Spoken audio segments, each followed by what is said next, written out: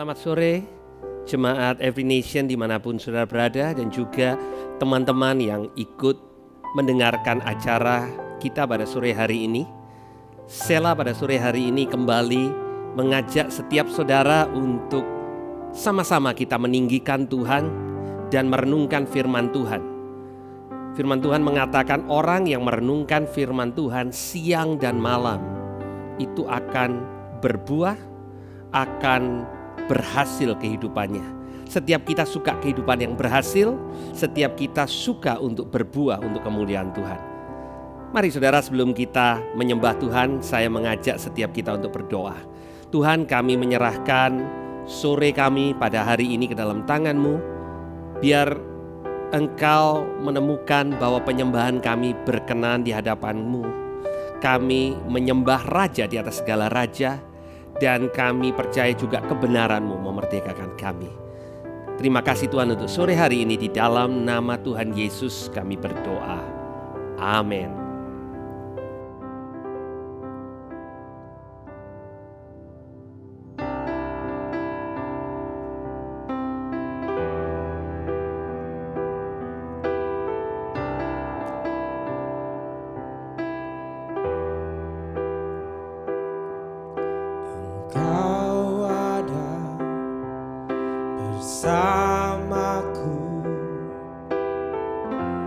Di setiap musim hidupku, tak pernah Kau biarkan ku sendiri.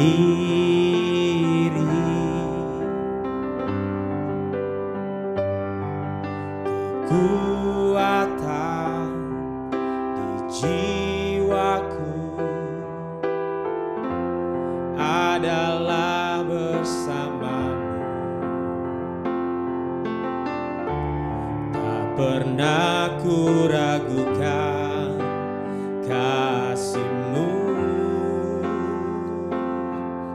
Oh, bersamamu Bapa, ku lewati semua perkenanan-Mu ya. Teguhkan hatiku, Engkau yang bertindak, memberi pertolongan. Anugerah-Mu besar melimpah bagiku.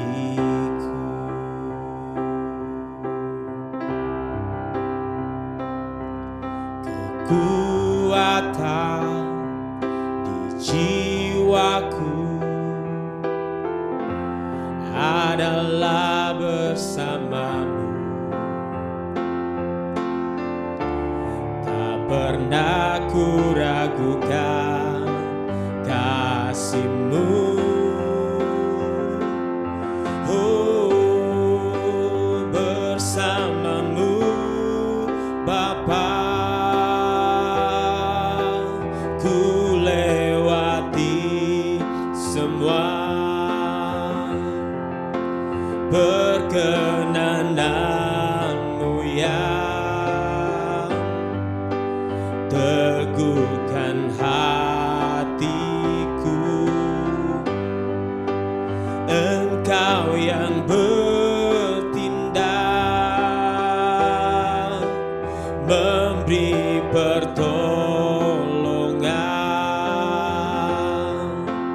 Anugerah-Mu besar melimpah bagiku.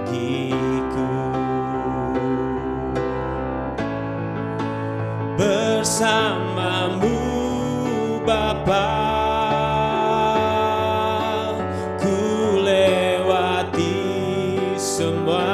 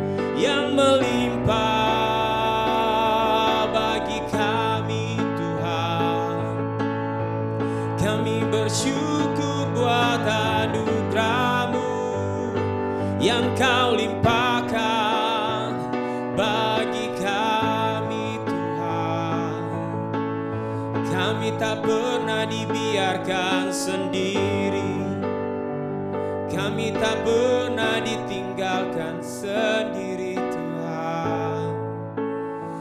Oh, bersamamu Bapa, ku lewati semua perkenananmu yang teguhkan hatiku. Engkau yang bertindak, memberi pertolongan, anugerahmu besar melimpah bagiku. Anugerahmu besar, anugerahmu besar melimpah bagiku. Anugerahmu besar, anugerahmu besar melimpah bagiku.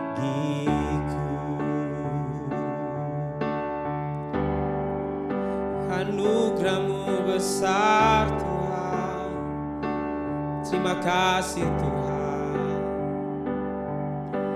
Kau beri yang ku pinta, saat ku mencari ku mendapatkan.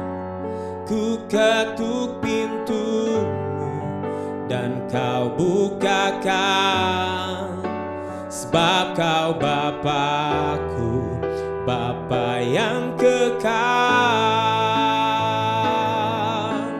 Takkan kau biarkan aku melangkah hanya sendirian. Kau selalu ada bagiku, sebab kau Bapakku, Bapa yang kekal. Kau Bapa yang kekal, kasih yang sempurna telah ku terima darimu, bukan karena kebaikanku, hanya oleh kasih karuniamu. Kau pulihkan aku, layakkanku untuk dapat memanggilmu Bapa. Kau beri yang ku pinta, saat ku mencari ku mendapatkan. Ku ketuk pintumu dan kau bukakan, sebab kau Bapakku, Bapa yang kekal. Takkan kau biarkan aku melangkah hanya sendirian. Kau selalu ada bagiku, sebab kau Bapakku, Bapa yang kekal. Kau selalu ada bagiku, sebab kau Bapakku, Bapa yang kekal. Kau selalu ada bagiku, sebab kau Bapakku, Bapa yang kekal.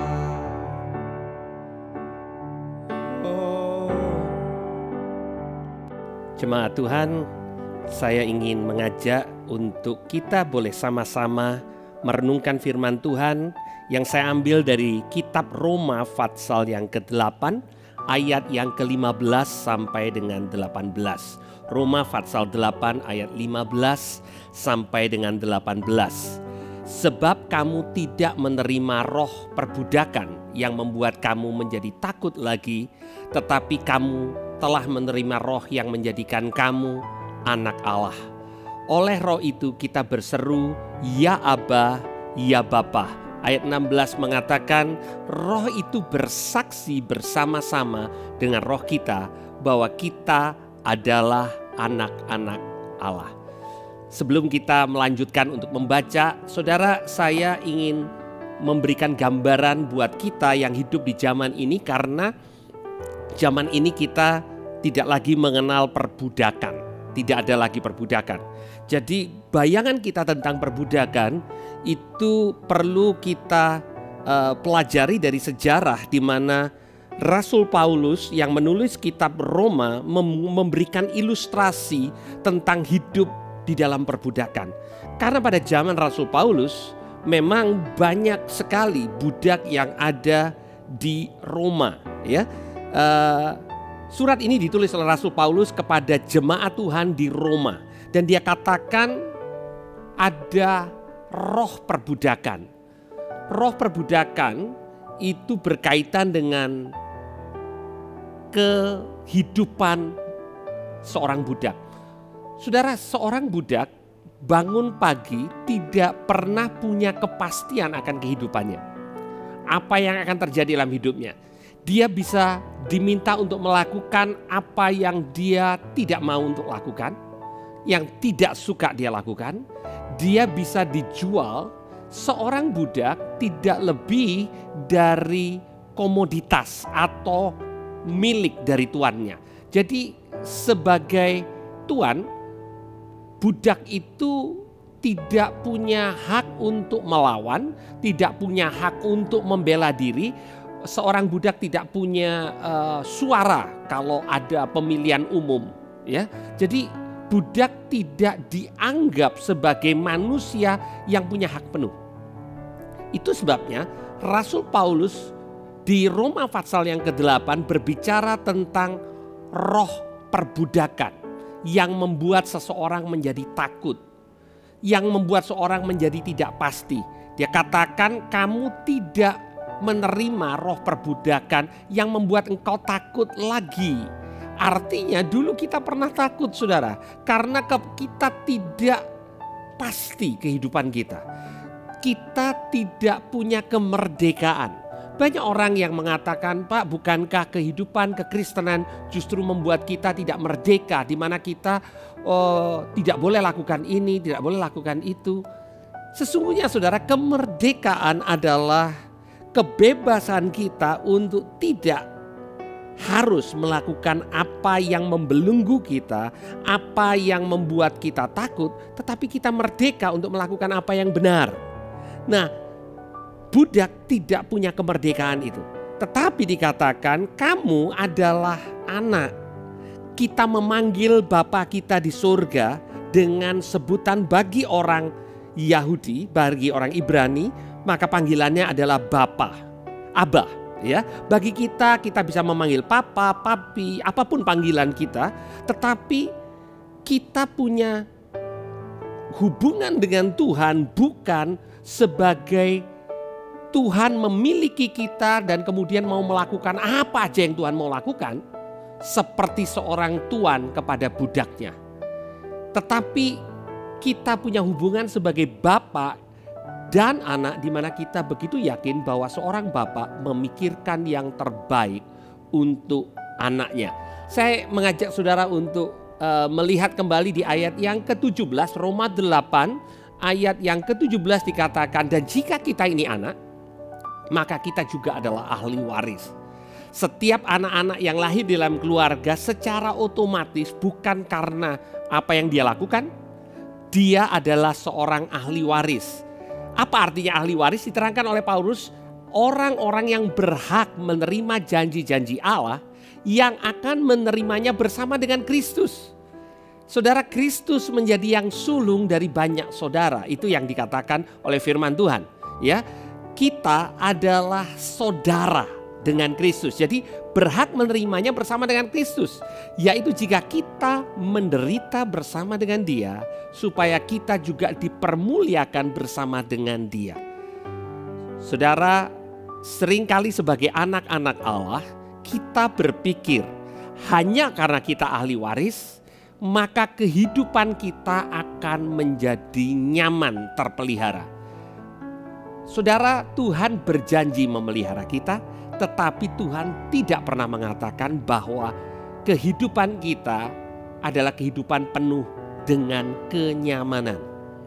Justru di sini dikatakan kita ini menerima janji bersama dengan Kristus pada waktu kita menderita bersama-sama dengan Dia.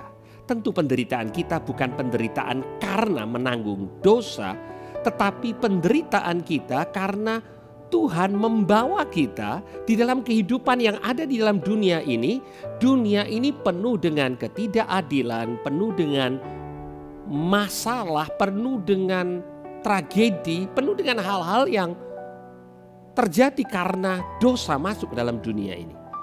Hari-hari ini kita berada di rumah, ya, dan banyak yang mengalami tekanan ekonomi. Beberapa orang di antara saudara mungkin saat ini tidak lagi bisa bekerja, yang berarti secara keuangan menjadi sangat terbatas. Dan banyak orang yang mengeluh dengan keadaannya. Kita merasakan penderitaan itu.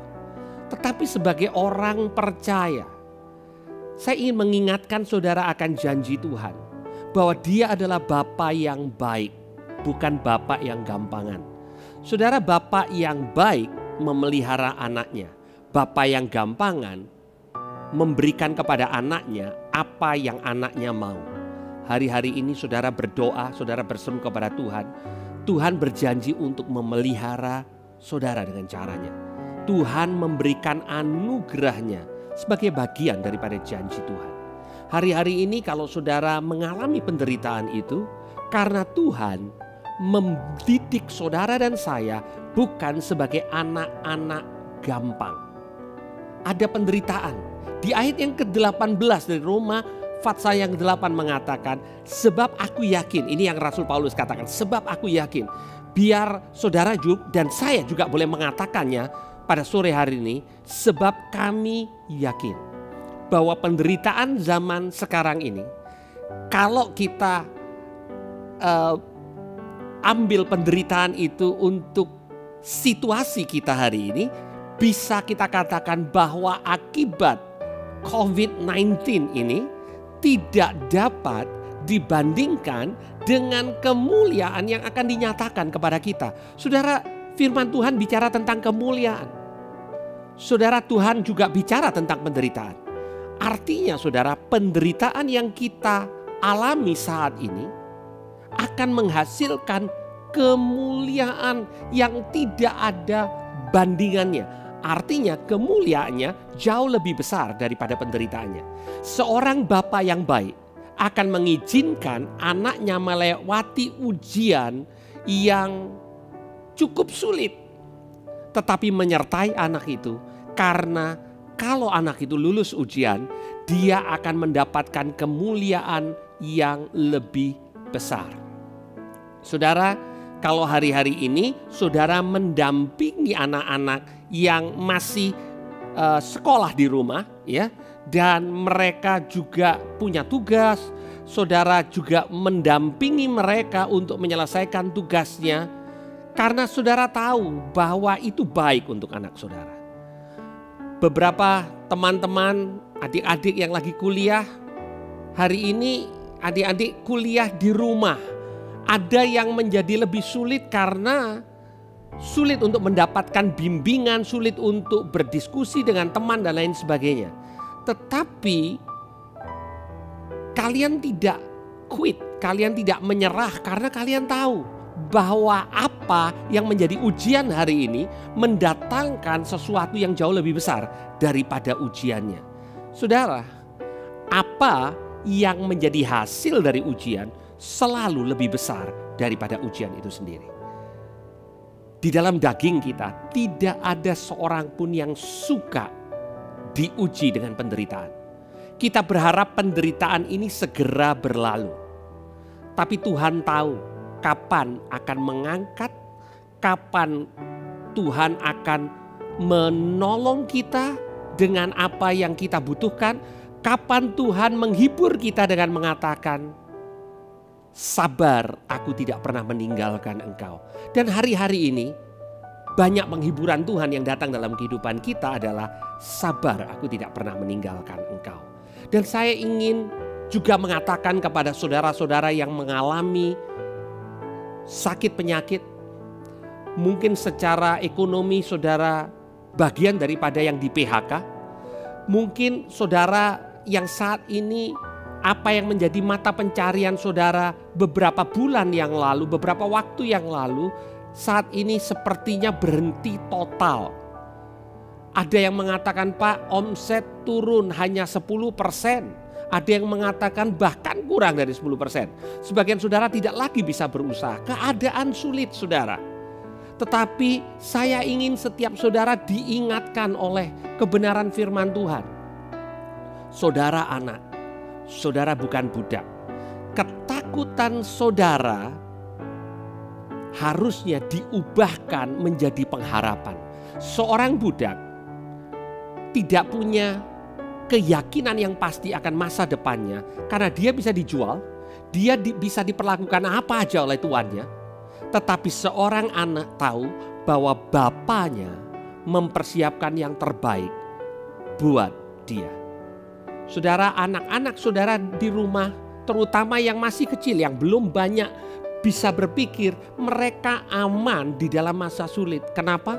Selama mereka tinggal dengan bapak dan ibunya dan mereka tahu papa mamanya mengasihi mereka, mereka aman.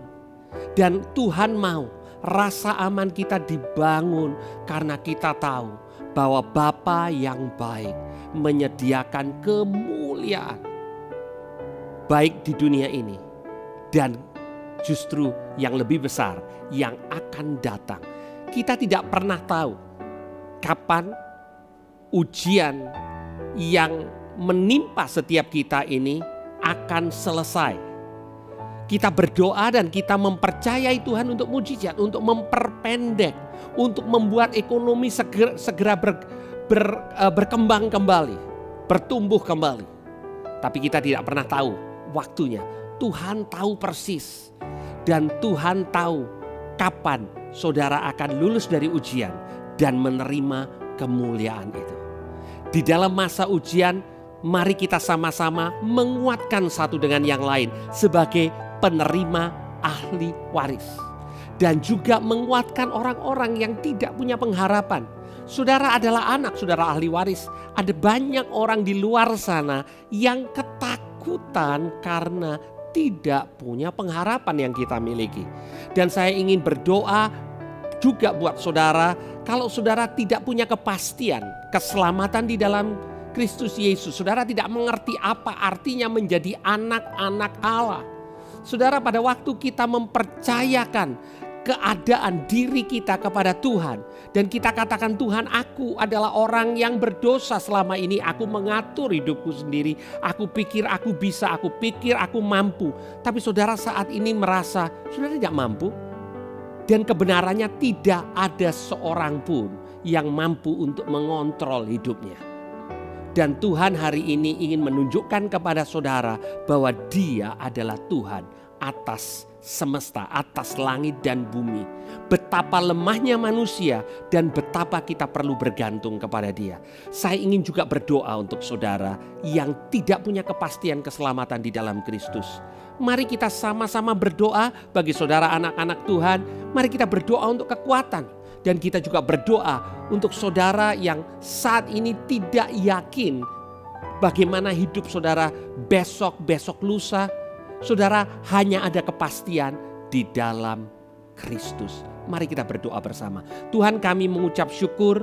Firman-Mu mengatakan karena kami ini anak, maka kami ini pewaris. Kami ini mewarisi janji-janji Allah. kami mendapatkan kepastian atas kehidupan yang kekal. Bahwa hidup kami bukan hanya di muka bumi ini aja, tapi pada waktu kami menyelesaikan apa yang ada di muka bumi ini, kami diterima di tempat yang kekal bersama dengan Engkau. Tuhan, terima kasih Tuhan karena kami diangkat menjadi anak. Pemeliharaanmu sempurna, janjimu buat kami luar biasa Tuhan. Dan kami juga teringat untuk teman-teman yang hari-hari ini tidak punya keyakinan, tidak punya kepastian. Ada ketakutan dalam kehidupan mereka. Tuhan, kami berdoa biar Roh Kudus sendiri memberikan kekuatan buat mereka yang mengalami tantangan kehidupan, supaya mereka boleh menerima kekuatan dari sumber kekuatan, sumber kehidupan, yaitu Tuhan sendiri. Hamba-Mu berdoa Tuhan, biar damai sejahtera dan kelimpahan kasih karunia boleh menaungi kami semuanya di dalam Kristus di masa-masa sulit ini. Karena kami tahu penderitaan yang kami lewati tidak sebanding dengan kemuliaan yang tersedia buat kami. Terima kasih Tuhan di dalam nama Tuhan Yesus. Haleluya. Amin. Tuhan Yesus memberkati kita semua.